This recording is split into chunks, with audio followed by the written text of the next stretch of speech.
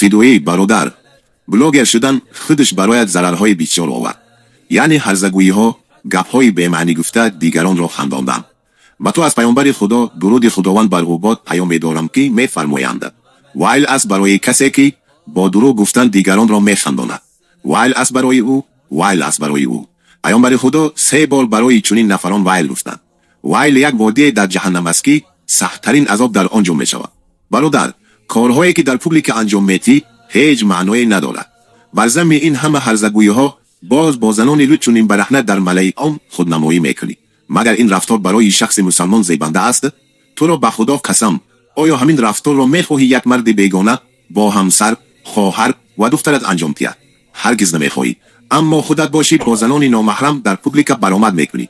این کاری که شما انجام میدهین پهن کردن فحشا و بی‌حیایی در جامعه میباشد. جامعه‌ای که اکثرش مسلمان است. این بسیار کار زشت است. الله تعالی از کارهایی که تو انجام میدی سخت ناراض میشود. با خود بیا، کاری نکن که روز حساب و کتاب در دست سرت شود.